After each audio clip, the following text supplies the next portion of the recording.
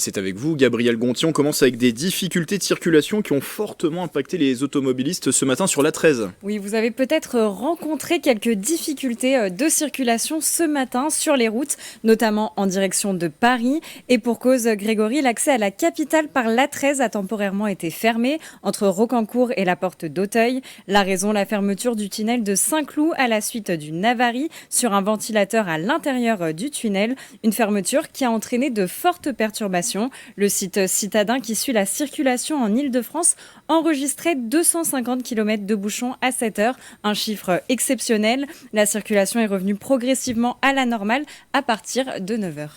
Côté transport, toujours le département des Yvelines qui investit dans l'étude qui vise à prolonger la ligne 18 qui doit relier à l'horizon 2030 l'aéroport d'Orly à Versailles. Oui, un investissement à hauteur de 2,6 millions d'euros a été voté par le département. Cette somme d'argent va servir à financer l'étude visant à prolonger la ligne 18 du métro jusqu'à Nanterre. Vous l'avez dit, alors que le terminus prévu est la gare Versailles-Chantier, le département souhaite un prolongement jusqu'à Nanterre.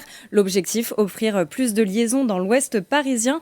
Un investissement vital pour les Yvelines, comme l'a confié le président du département Pierre Bédier à nos confrères de 7-8 Actu. 143, si je vous dis ce chiffre, ça vous évoque quoi? Les jours avant les JO, peut-être? C'est ça, c'est le décompte. On fait le décompte quasiment tous les jours sur TV78 avant ces Jeux Olympiques de Paris 2024. Alors, nouveauté aujourd'hui, les affiches de l'événement ont été dévoilées.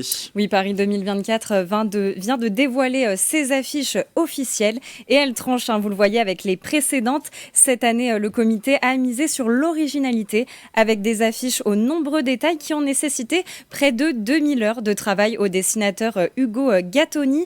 Ces deux affiches ont bien été réalisées comme le veut la règle, une pour les Jeux Olympiques, l'autre pour les Paralympiques. En réunissant les affiches, c'est une grande fresque que l'on découvre avec 47 sports représentés et tout autant de personnages et de références françaises. Je vous mets au défi, Grégory, de les trouver.